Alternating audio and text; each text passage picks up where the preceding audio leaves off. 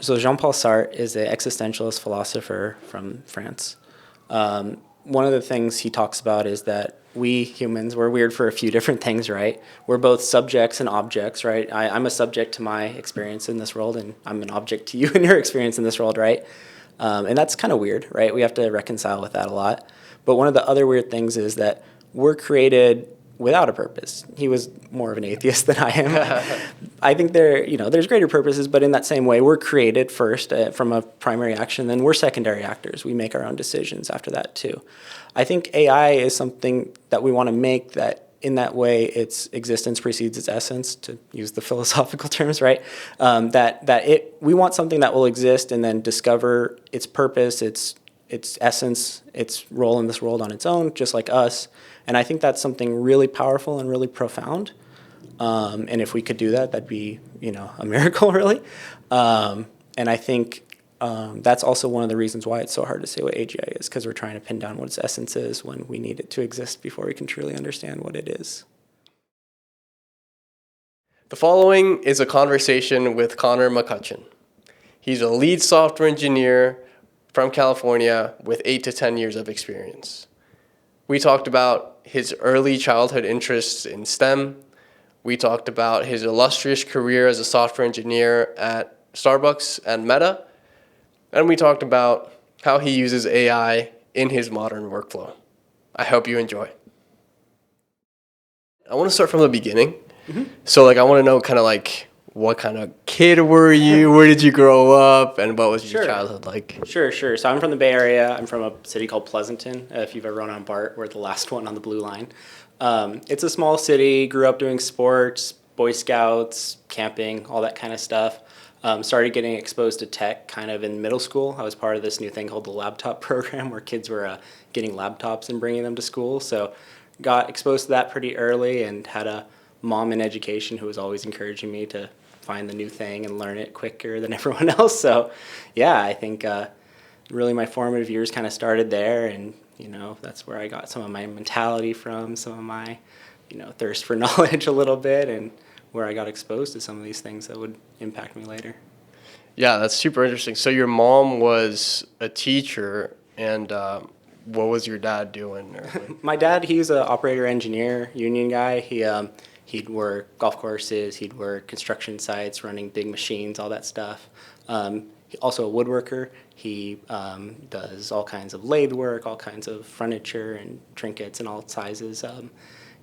Kind of a family thing. My grandfather too. So craftsmanship really runs in the family, I guess.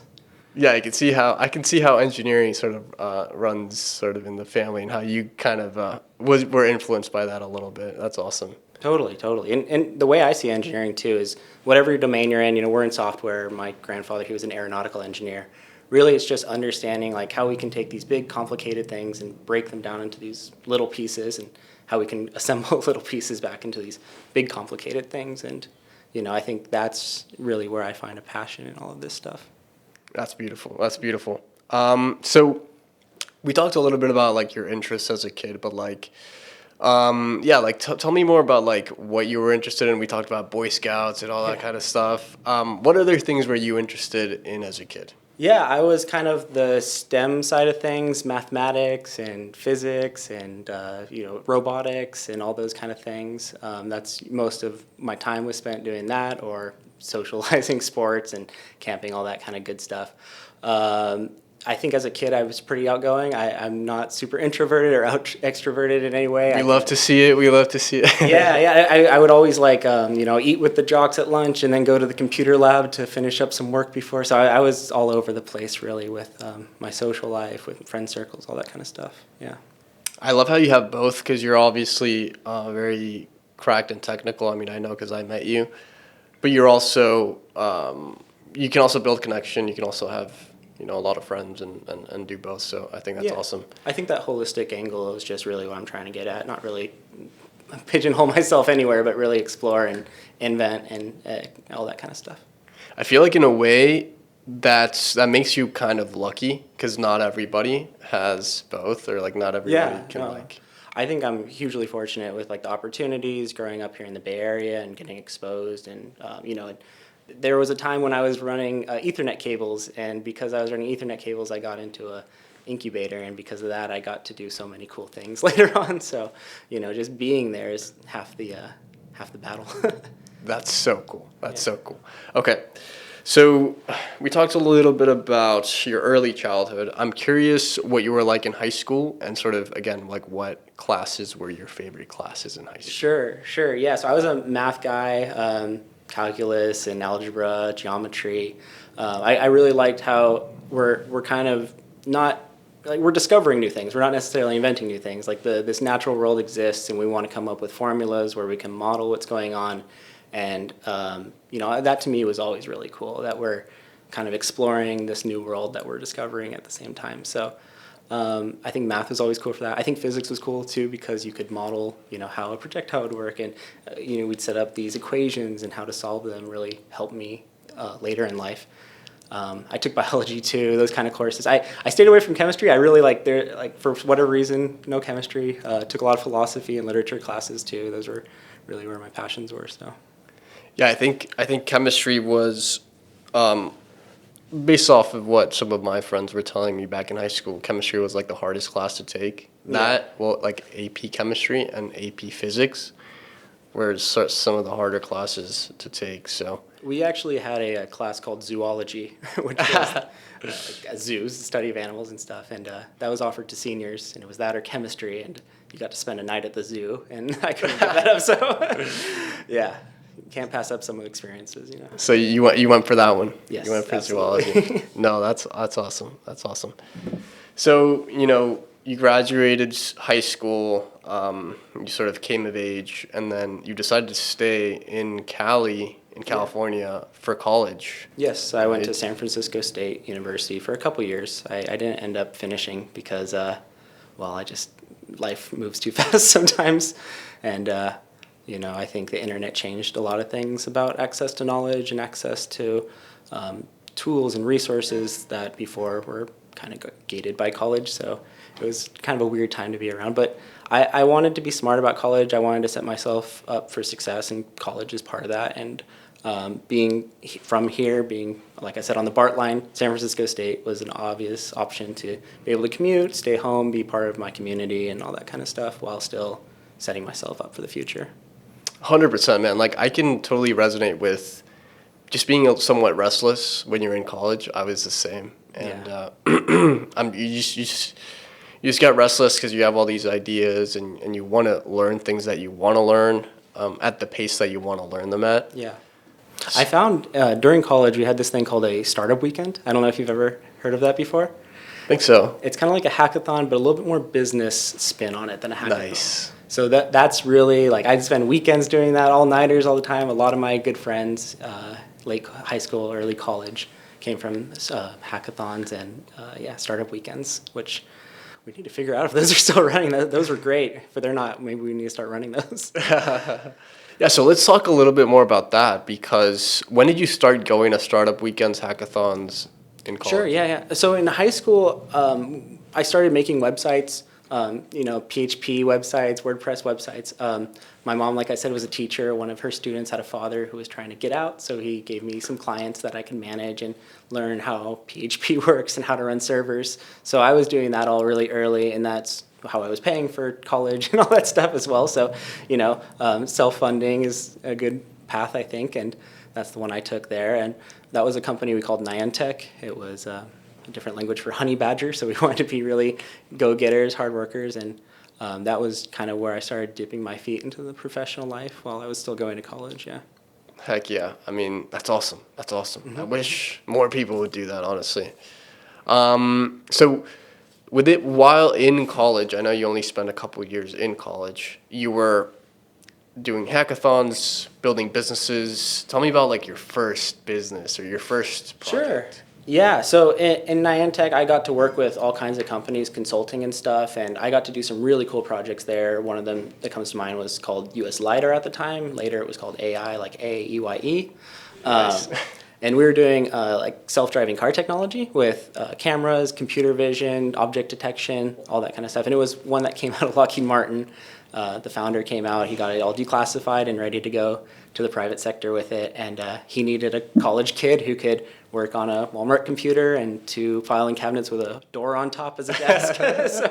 And I was the perfect guy for that, let me tell you. Yeah. Who maybe didn't need a 6-figure salary. No, and it was, hey, do you know C#? Well, I know Java, and back then they were pretty close to the same language, not these days so much, but we got exposure to C and MATLAB and lasers and all kinds of cool stuff at that time, and that was great. And after all that consulting, I ended up leaving it to the designer and the other engineer who founded the company with me, and went on to join a startup called Table, and that was really my first real startup. We were in an incubator, the Redwood City Incubator Program.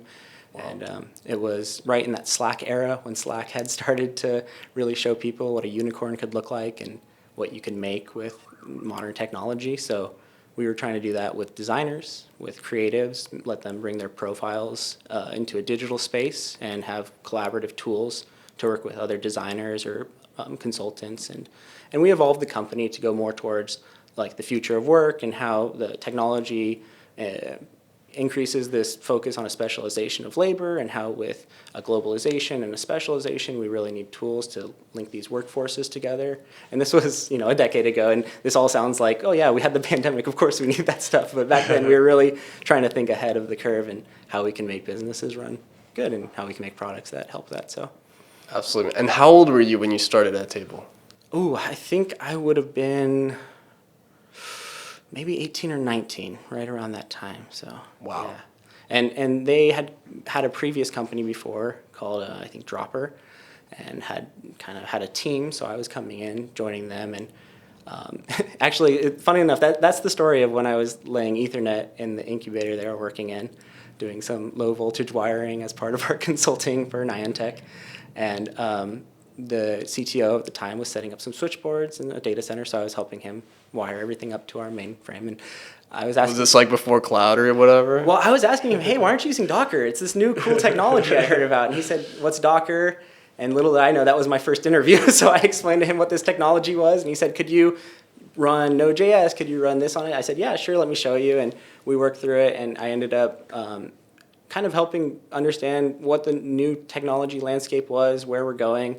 And we aligned on a lot of things. He was playing me a little bit to see really what I knew, and we were totally in line with where we wanted to go. And he ended up being a great mentor for me for many years and opening up the door and many opportunities later.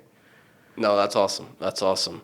Yeah, I mean, from such an early age, just starting out, that's certainly helpful. So, so you left college and you sort of started working at Table. Actually, I was still at Table in college at the same time. Oh, gotcha. We were in Pleasanton, and that's where I was commuting from. So it worked out. They were pretty flexible with time. I would spend a couple days at college, a couple days working. And we later moved to Berkeley, which was even closer. And I took a couple courses at Berkeley as well, just to finish some physics courses and stuff. So they were really cool about that. The reason I left college was actually Starbucks had offered me a job that was a little bit too good to give up, but it was in Seattle, so I couldn't commute very easily to San Francisco State anymore. It was going to get a little too expensive, so had to make the decision to make the jump there, yeah. I think that's one of the best reasons to leave college, right? Yeah. I guess some people leave college because they can't handle it. Some people leave college because they just don't want to do it. You left college because you had an offer. Yeah, and it came from a lot of that.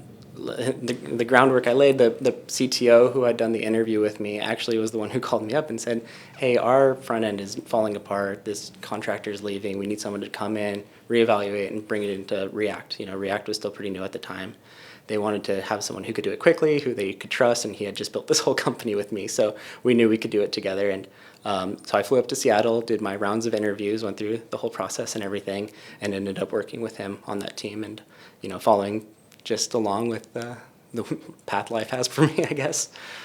So was that new job, was it life-changing? Did it change you? Did it mature you? How did it? Yeah, I mean, I was moving out of my parents' house. I was, living on my own in a 23rd floor apartment in Seattle overlooking all of downtown. It was myself for the first time, staying up late. I got a dog, all those exciting things, and I picked up apartment that was really close to Starbucks, so I could walk, and it ended up being right across the street from the Seahawks stadium. So if you ever watch the broadcast and see that weird building, I was in there watching the games from the roof, and it was a great time to be 20, 21. No, that's awesome. Yeah, I mean, you went from, I guess, living with your parents, going to college, to a really, really great job. Yeah. I guess talk to me a little bit about what you were doing at Starbucks and like. Yeah. Yeah. So we were pretty lucky. Our team was frontier technology team. I'm always in that space, and we were exploring Kubernetes and how we can move off of these old JVE systems onto Kubernetes to have microservice infrastructures. And I was specifically working on like the IoT integration side of things. So if you've ever heard of MQTT, setting up those kind of services, and then making front ends to talk to the machines and making data flow from the machines to the front ends. When I was at Table, one of my friends called himself a full stack designer. He would say he's from the database all the way to the browser. And I said, that's cool, I'm going to be a full stack engineer. So I'd go from the microcontroller all the way to the data warehouse and every app and system and automation pipeline in between. So that's really where I started trying to explore that. And I'd write Python microservices that talked to React front ends that had Scala and Spark processes aggregating data. And if you've ever ordered a coffee and gotten the wait time, I helped to build that out. So all these kind of systems and stuff. So you were quickly becoming a full stack software engineer, anywhere from, like you said, just building, I guess, Python scripts for the database or whatever to, everything in between. Could you just like expand on like what some of like your favorite projects were and like? Yeah, absolutely. So at Starbucks, when we were working there, we were doing IoT technology. A lot of that was not the most exciting stuff, but since I was the React guy, I got to make the dashboards. I got to make places for people to upload new recipes if we had a new drink coming out, how to tell the machines what we're going to brew and stuff. So not totally sure if they still use that technology, that part, but that was great at the time. With Table, that was a fantastic technology we built out, and Niantic, if you go online, you can still find them in some of our portfolio there. I'm really proud of everything that I've built so far in those things, and continue to be proud of everything I build. And yeah. So how are you guys programming the machines? Like when you say machines, are we talking about hardware, like literal robots and stuff? We wouldn't build the hardware itself. The hardware was manufactured in Europe, and I got to fly over to Europe with them to help deliver software. But we would deliver software libraries. They would integrate with those. We're talking about C. We're talking about not super low level. C is a high level language and all, but passing DLLs, running it into their UI. They have UI frameworks and all that stuff, and they are responsible just for hooking up the machine to our software, and then we're responsible for transferring it into our network, securing it, all that kind of stuff.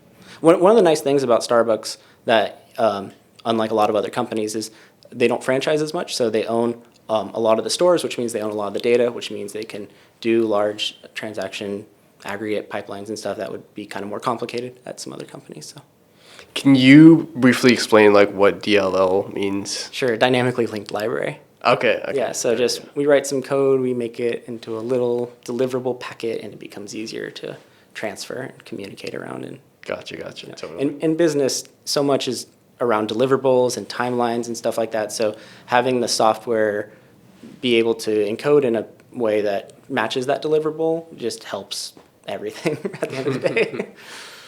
Totally. So you were flying out to Europe, you were programming machines, Yeah. and even just, I guess, designing the front end a little bit with dashboards and stuff like that. All corporate software, nothing that looks great, but... That's amazing. And you were what, 22, 23, 24? Yeah, 21. I remember my dad flew up to drink my first beer with me at 21, awesome. So that was a really special time for me, yeah. What did your dad think about kind of seeing you working at Starbucks? Oh, they couldn't be more proud. I'm always thankful for them for the opportunities, and I think that I was able to do that and take those opportunities and make them proud has always been something I can be proud of. Totally. So for the uninitiated, for the people who, I guess, who aren't lead software engineers, who aren't seniors, yeah, can you walk us through sort of how you think about, like, building a fully deployed project that's ready for production? Like, what does the production look like? Sure. So production, I mean, when we're talking about production versus development, we're really talking about throwing something out there and you want to be able to observe it. You want to have confidence in its security. You want to have confidence in its scalability. And these are all kind of turned into buzzwords with whole industries behind them. So productionalization is a lot of, ingratiating yourself into the greater network of businesses so that your business has everything it needs to succeed going forward. And I think that becomes a lot of productionalization. What we can do on the software side, I think, is take the time ahead of time to do the planning. If like we said, we're talking to engineers here and we're talking to maybe interns or people still learning, I'd recommend them to check out ARC42 style of documentation. It's the one I use. It's a 10-piece template where you kind of go from a 1,000-foot view of what you want to make and work through the constraints and work through what you want to build and what technology you're going to use and how that technology is going to scale. And it really helps to think through the problem before you start actioning on the problem, and I think that just is a skill you'd want to develop, right now, in the past, going forward, at all times, is being able to think through those solutions. Totally. So how do you approach, let's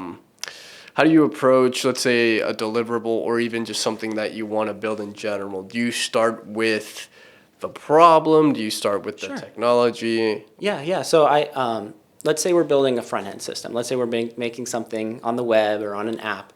I'm going to first kind of treat it like a video game, like an RPG video game, maybe like Zelda or something, where you're going from room to room and you're kind of understanding, these links are kind of like doorways to a new room. And I want to first kind of walk through my website. I want to say from the home page, I'm going to go to a sign-in page, from the sign-in page to a list of all my projects. And then into my project, I can see its details. And I want to walk through that and then design out my storyboard, and that's where I get started. From there, I kind of spend a time on each one of those canvases to design out what I would envision there as like a designer would, and at that point I usually pass it off to the designer, someone more confident. But really, I'm just trying to plan out what's my plan of attack here. What are the things that I'm going to need in this? What are the components? What is the pieces of the puzzle that we need to assemble here? Break that down, and then from there I kind of understand what's the logic behind this. If, like I was saying, we go from our homepage into a sign-in page into projects, we've already exposed the idea that there's users here, that users have projects, that there's an ownership model going on, right? So we need to start modeling this. And then, then when I go to the technology, now that I have the plan of what views I want, what models I want, I can pick a technology like an MVC framework. I tend to use a lot from Ruby on Rails is a very old one, or Django if you're using Python. But now you can map those concepts into the digital space using these frameworks that make it easy and fast. Beautiful. And I guess another layer of complexity on top of all of that is working on a team or working with a team, right? With multiple different engineers, people with varying levels of experience. So tell me more about how you handle and manage all that. Yeah, no, a lot of times with a team, we have to take a deep breath and say, you guys, communication is going to be the hardest problem here. Whatever project you're working on, that thing where I have an idea in my head, you have an idea in your head, and we have to rectify that through this imperfect form of communication we call English, right? That's hard, and I think that's a challenge. That's one of the key challenges. Because if you get behind the ball, it's really hard to catch up, and if you put the wagon in front of the horse, it's really hard to rectify it. So I think whenever I'm approaching all these problems, I understand that's a human problem first. So like when we're building companies, you have to understand the company is the group of people, the company you keep, right? So we need to build that group of people first. And we need to make sure we're all aligned, because then as a group of people, we can build a business, exchange of goods and services for money. And as a company, we can make businesses, and those businesses are going to build apps to facilitate business, right? And that ultimately is like how I see it from a holistic view of we need to start with the people. We need to all get aligned. We need to talk as like one unified voice. It's we over me, all that, And then we as a company need to make the right business decisions going forward. I mean, that's so well said. I mean, I couldn't have said it better. And then I guess on top of that, something that I was going to ask you was, so what have you learned about communication through your experience? Because that's obviously the biggest bottleneck, right? I'll tell you, AI has been the big game changer of communication, right? Because How many times have you been frustrated that you want to tell someone something, and us as engineers, we're just like, oh, shoot, I'll just write the code and I'll build it and then show you and then you'll understand it. And that's not really effective communication. You're kind of brute forcing communication at the end of the day that way. So I think, when we're communicating, we have to understand a few things, right? We have to understand if I want to effectively communicate to you, I have to tell you a story. I have to start simple and lay down a groundwork that we can both build on top of, and then I have to build these logical concepts to get to the conclusion that we both want to be at, right? And there's an added layer of complexity there. We talk in so much coded language that we say, and in technology especially, right? Like if I'm making a front-end app, that means something different than a back-end app. But at the end of the day, if we're in business, it really doesn't matter. We're doing business, right? So understanding like when coded language is good, when coded language is bad, and holding you back, I think is another key there. And I think, having just in the same way a plan of attack to your communication is important, just like engineering. Wow. Yeah. Totally agree. Incredibly well said. Okay, so let's transition over to sort of what you're building now, which is the SKYSCAPE. So Yes. tell me more about that. Yes, the skyscape. We like to say landscapers, they help us keep the ground clean here. Well, we're skyscapers. We want to help keep the cloud clean up there. So this is a project me and my co-founder Charles, we've been working on. It's an open source network of developers. We're trying to build a community of apps and code and people. We kind of describe it somewhere between LinkedIn and GitHub and Vercel, if you're familiar, or Cloudflare maybe. We think that these online spaces are missing a space for developers to socialize, to communicate. And while we find, places like LinkedIn where we, might find jobs or we might find managers, we don't really share code there too much. We might make sub-communities on platforms like Twitter, but that's only going to be a sub-community, not really catering to the wants and needs of developers who are, we're building technology. We have a lot of opinions. So we built the SKYSCAPE, and it's a platform where you can come for free, sign up. You can upload code all for free, and you can launch apps even for free. We give you a really small amount of a CPU, subdomain, database, and we make auth really easy so people can sign into your app. We're just a month into this right now, but we're open sourcing the whole project and really trying to build it in a distributed way so people can contribute resources, and we can build this as a real big project that's going to be greater than us, hopefully, at the end of the day. Beautiful. So right now it's you and your co-founder, Charles. Yeah. Do you plan on expanding the team? I know it's open source. Yeah, absolutely. We encourage people to join the SKYSCAPE as contributors, and if they're interested, to reach out to us at hello@theskyscape.com.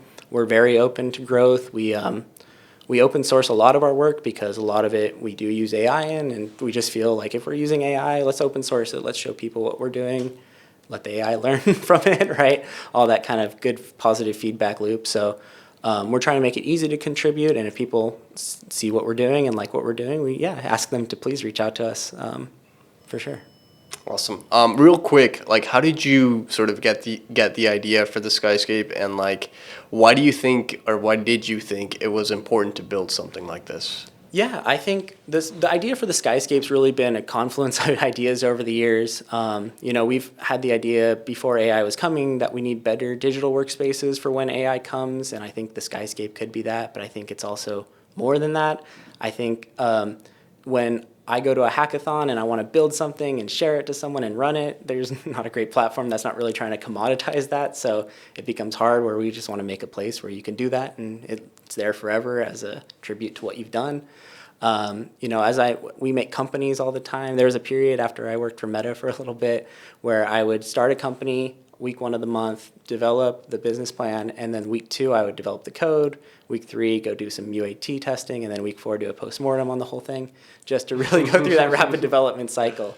And it was super valuable to understand what purpose do all these tools that we're using. I understand I'm using all these tools, but why and how and what's the process, and just digging in deep and going from a really scientific approach at it, I think, to understand that. And I think this is a platform where people can learn and grow and share. And if you want to gift someone code, this is a great platform where you can share code with someone. I make websites for my family, my friends all the time. Maybe we can set up a Juan Cortez home for the podcast on there. Awesome. But I think we need that space. I think back in the 90s and stuff, we had message boards, and these would be broken up into these kind of key verticals, and technology was one. But now that the message board has become the app, and we see, LinkedIn as a very professional place, or we see Facebook as a very family-oriented place, we want a very technical, developer-focused place, and we want to build it the way we think it should be built, distributed and free and open source. And we think we have the experience and the tools and everything to accomplish that. So. Yeah, I can see how something like this could grow. Correct me if I'm wrong, but there's a big social component to this platform, and just kind of like encouraging that amongst developers, right? Yeah. Encouraging collaboration, communication, Yeah. all that stuff. We think ultimately if we can build a platform where you can come, contribute for free, upload your works, we could build something like when we look at YouTube or when we look at these other platforms that while they're free, while they're a place where you can come and build communities and they finance themselves fine, you can also build up industries and these companies and whatnot on the side. And we want to make opportunity at the end of the day. And I think building this platform, it's fun, it's community, it gives people a place and meaning, but also it just makes opportunity for a lot of people. So that feels really good. My mom's a teacher. I want to help teach at the same time as I want to build stuff. So, yeah. No, that's awesome. I can't wait what you guys cook up over the next couple months with the Skyscape. So yeah, man. So I guess now want to kind of talk to you about, I guess, the topic of the day, the topic du jour. Sure. If I should say, which is AI, right? Yeah. So as someone with a lot of experience who knows a lot about this stuff, first of all, how do you see software engineering evolving with AI? Yeah, so I've been kind of thinking about this a lot recently and how I can communicate it, and I think I have a good way. we'll try it out. So, have you played golf before? Have you gone golfing? Yeah. I find AI to be like the driver a lot of the times, and Okay. when the driver was invented for golfing, it's fantastic. It does 80% of the work for you, but I don't think it replaces that short game. I don't think it replaces putting. I think that part is still going to be there, and that it's kind of a craft unto itself, and understanding strategy behind it and how much complication there is good. And I think AI is going to be in my bag of tools, like in my golf club, my driver, but I don't think it's every situation, but for a lot of exercises I definitely want it. And I think over the years I've used it more, I've used it less. Sometimes I'll have it be the code reviewer, sometimes I'll be the code reviewer, all those kind of things. And I think where we're at, we have a lot of growth still to go, and I think there's a lot of potential. I think I want to make tools that mirror my workflows that would, I think, bring a lot of value to people, and hopefully through the Skyscape is a place where we can do that. So how have you seen the models improve? In your opinion, do you think they're really good? Do you think you still need a lot to go? So the first AI company I made was back when DaVinci 3 came out, where it was pretty acceptable at that point. It could do code generation. It could do conversation. The chat API was on the horizon. I don't think it had quite come out yet, but LangChain was starting to become a thing. All these technologies you might have heard of were just starting to become players in the game, and we were making a website where you could upload a database connection, and then you could ask the AI, and it would generate code to query your database and return graphs and pretty stuff for you to see. And I think from then, we've had a lot of growth. I think the LLMs themselves, the technology, has seen a steady growth over the years. And then I think the methodology in which we're using the LLMs is growing too. So the thinking, reasoning, these kind of ideas of we have this tool and how can we build these layers of abstraction to get more use out of the tool. I think there's more growth there than there is in the LLMs themselves that I've seen, just because of how many novel approaches we've been taking to using LLMs and how big the community is of people building on top of LLMs. I think there's just such a upswelling right now that we're seeing a ton of growth in that sector. And then I think there's that last mile, bringing it to people. We're seeing a ton of growth too. So the tools that are coming out of it, I use Claude all the time.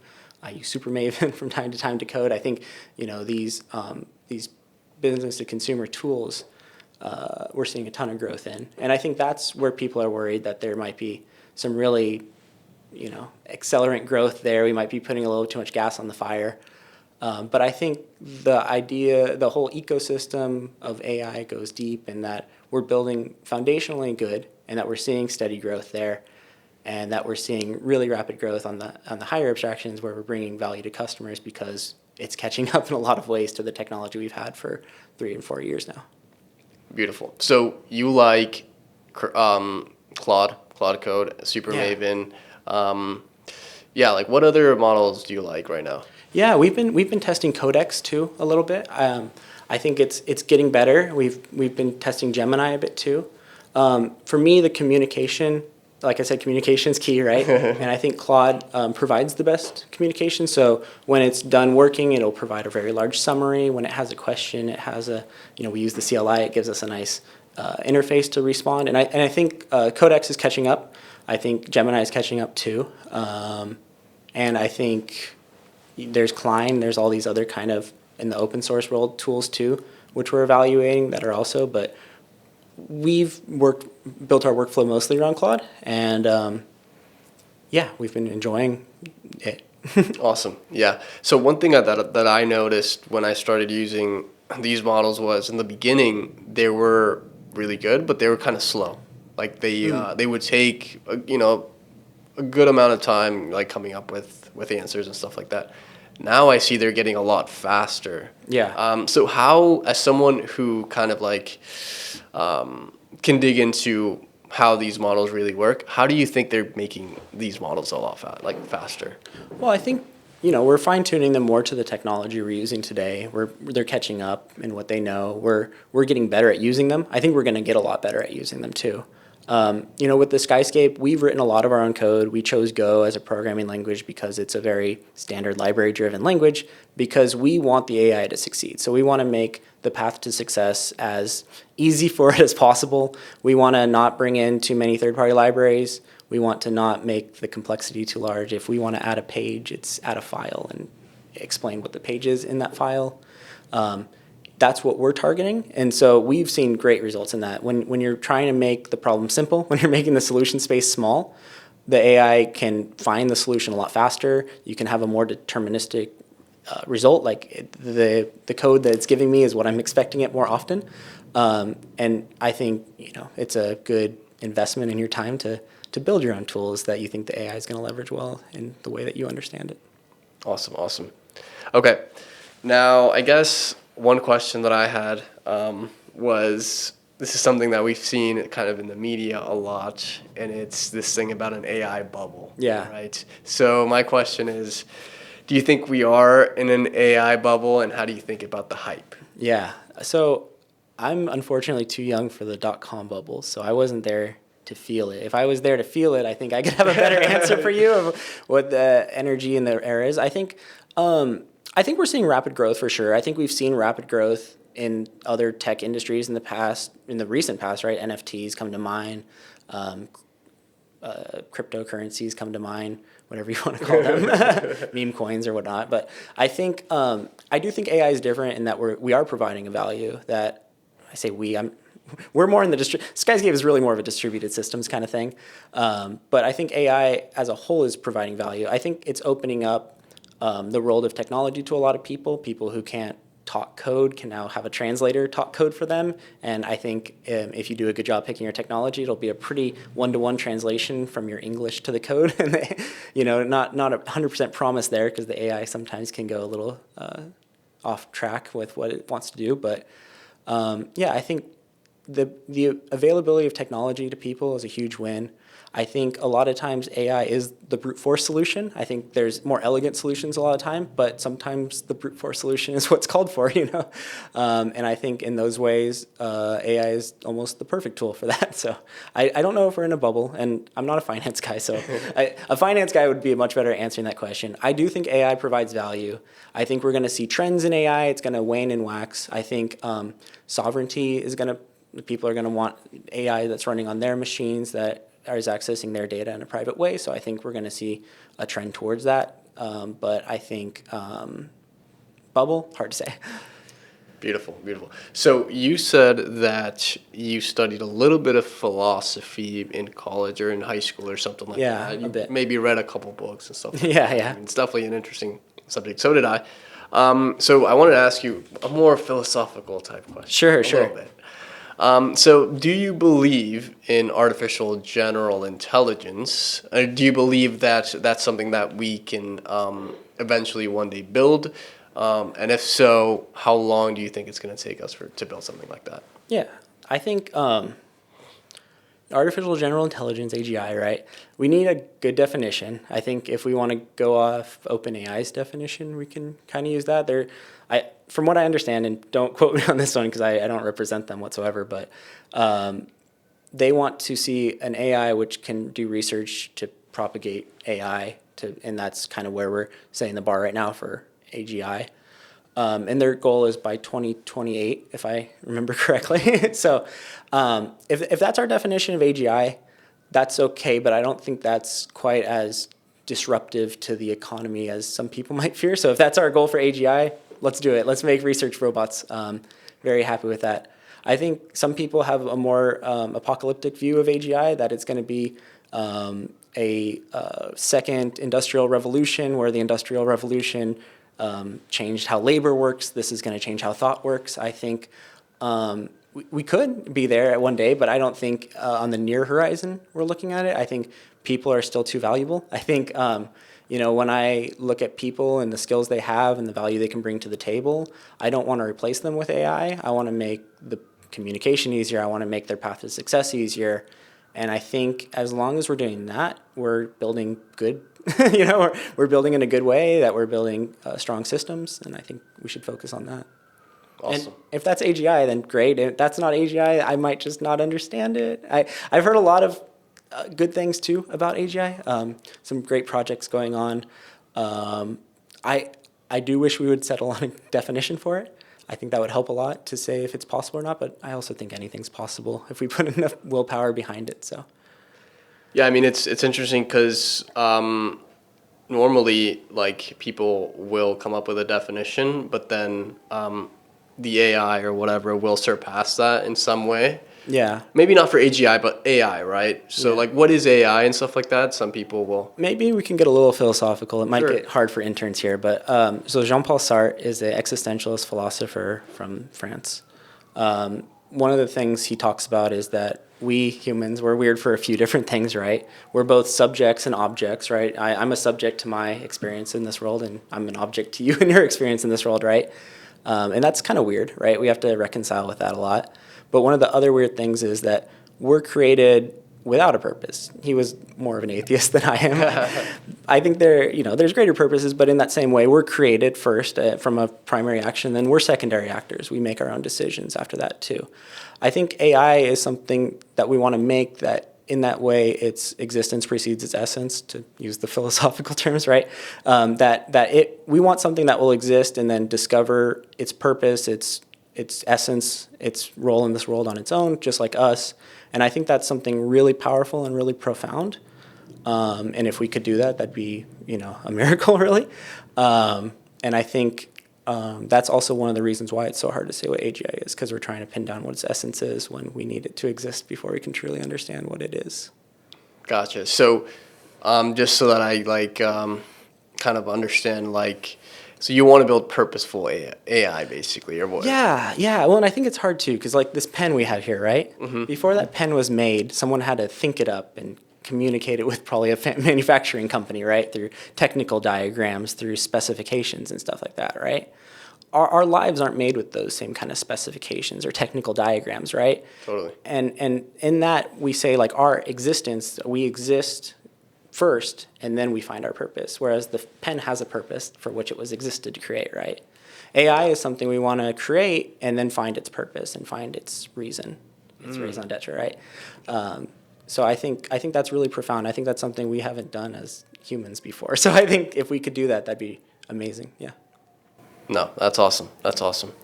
Well, Connor, just want to say this was so much fun. Thank you so much for kind of making the time to kind of come chat. Yeah. I guess the last question to wrap things up, because really at the core, I see you as an engineer, a software engineer at the core. Mm-hmm. You know a lot about a lot of things, but sort of at your core, I see you as an engineer. Thank you. I appreciate that. Sure, man. Of course. So my last question is, what do you think makes a good engineer, a good software engineer? I think I'm trying to figure that out myself, quite honestly. I don't know. I think I am really trying to figure that out. I think earlier when I talked about we chose Go so that the AI can have a simpler way of working and that it has a smaller solution space. That really came from me. I want to make my job easier. I want to understand these things easier, and part of that is like simplifying and reducing to understand what's going on. And I think I'm still at the really early stages of all of this, and I look up to good engineers or great engineers like Linus Torvald or Rob Pike, and draw inspiration from them for sure. But I think I don't quite know what makes them so good. I think their drive, their vision, I think their ability to execute, their ability to communicate, to facilitate that execution is masterful and on par with any great philosopher. But, and then I want to be there one day, really. So I think when I'm there, I'll tell you for sure. When I'm at the top of the mountain, I'll tell you. And I'll help you get there too. I think part of SKYSCAPE and part of a lot of this is I want to leave behind remnants, artifacts of my journey so that people can follow behind and learn what we learn along the way. Well, I can't wait to see what you guys cook up again. And yeah, I mean, this was so much fun, man. Thank you so much. Thanks for coming. And by the way, you're welcome back anytime. Absolutely, yeah. Whenever some hot AI news drops, let me know and I'll come in and we'll chat about it. Will do, man. All right. Thank you, man. Thank you.